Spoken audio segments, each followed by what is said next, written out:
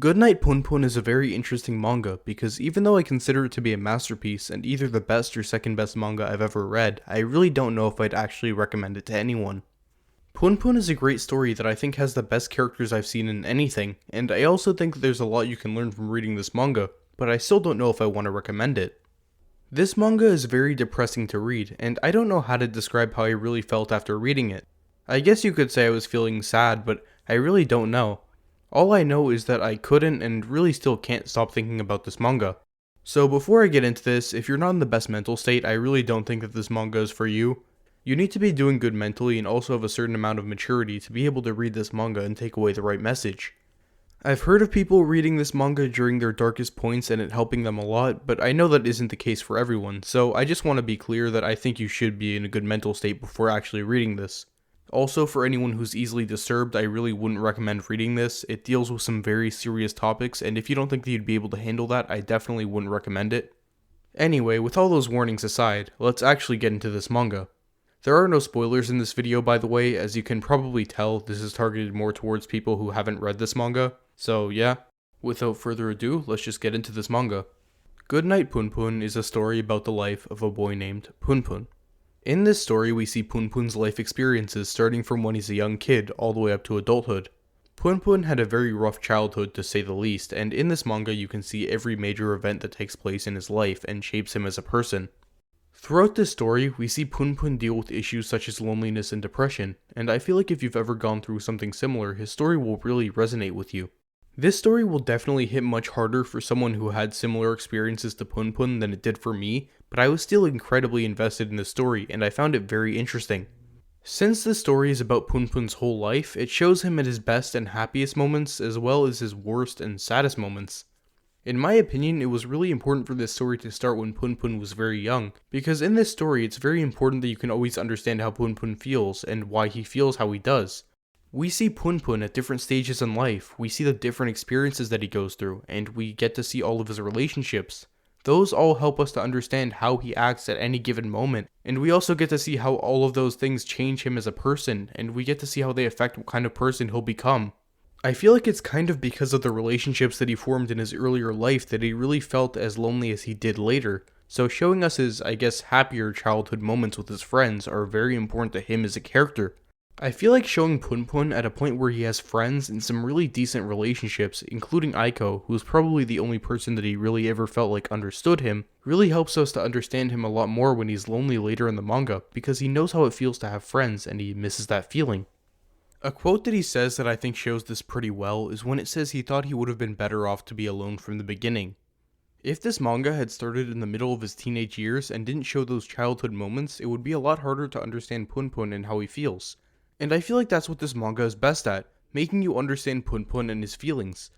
Punpun is such a great character because even though we had completely different lives and went through completely different experiences, I feel like this manga is written so well that I could relate to Punpun and completely understand how he felt at any given time. But even the characters other than Punpun are all written amazingly. I feel like the side characters in this manga are the most human characters I've ever seen in any medium. Just like Punpun, you can normally connect how they act to something in their past or their outlook on life, and a lot of these characters feel really relatable to me. My favorite side characters are probably Seki and Sachi, but honestly all of them are pretty amazing like Punpun's uncle.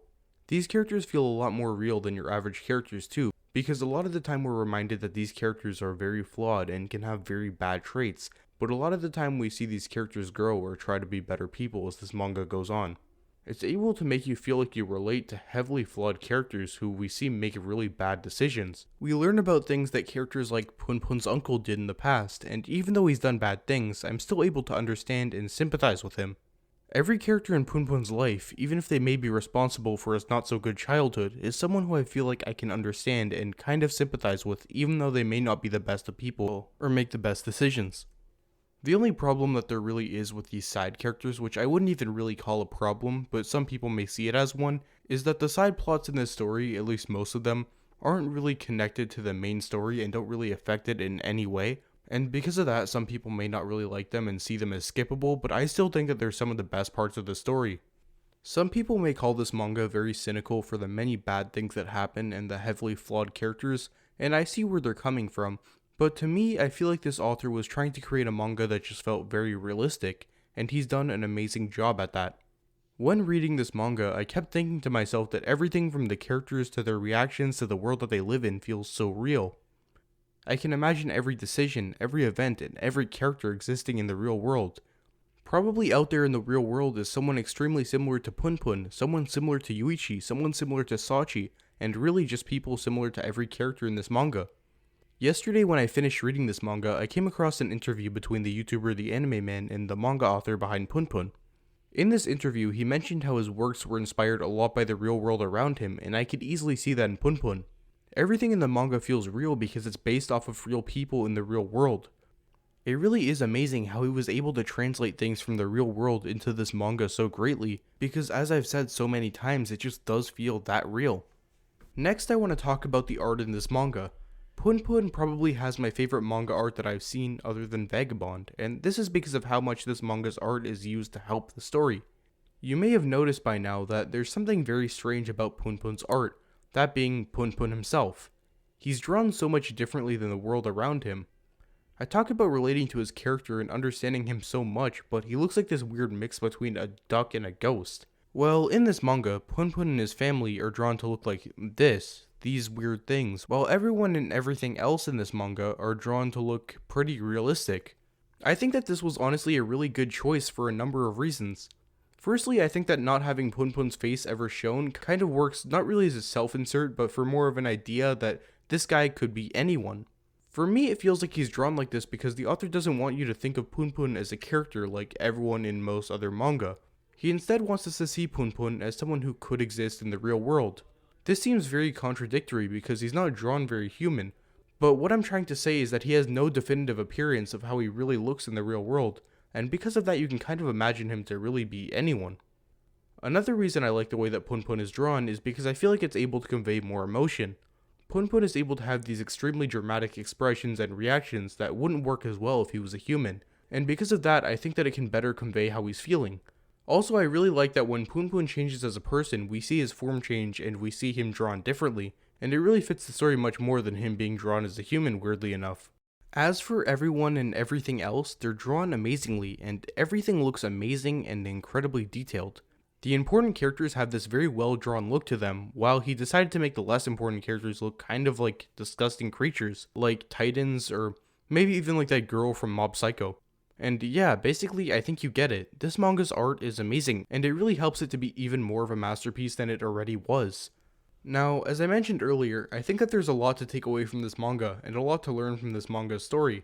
The reason why I say that you should be in a good mental state when reading this is so that you can take away the right things from this manga. In this manga, a lot of the characters, especially Punpun, make a lot of bad decisions and have a bad mindset or something similar, and you need to be able to understand what's wrong in these situations and learn not to repeat the same mistakes that these characters did. Even though this manga is considered to be very depressing, I find it kind of amazing how it can use such depressing and kind of tragic moments to help you learn lessons. And yeah. Lastly, I just want to say that, to be honest, I feel like I can't really fully understand this manga yet, as it's about the full life of a boy, and I'm really only halfway done my life. There are some aspects of this manga that I just won't be able to fully understand until I'm older, and for that reason I want to reread this in a couple years, because I know it'll hit me a lot harder. As this manga got closer to the end, and even though I could understand why he felt how he did, it became kind of harder for me to relate to Punpun's character, and I feel like when I'm older I'll be able to relate much more. It's just like with Anohana, where I watched it when I was younger and really loved it, but couldn't fully appreciate it until when I was older. Honestly, I still don't know if I want to recommend this manga to anyone, but it feels like nobody should read this manga, but at the same time, everybody should. I understand that this manga isn't for everyone, and it won't hit some people as hard as others, but if you think that you're the type of person who would enjoy this, actually that's not really the right word, I guess if you're the kind of person who'd appreciate this manga, I definitely recommend giving it a read, and yeah, that's all I have to say about Punpun. If you enjoyed this video, don't forget to leave a like and subscribe, and I've been trying to upload a lot more consistently, so hopefully I can continue with that, and yeah, I'll see you guys in the next video, bye.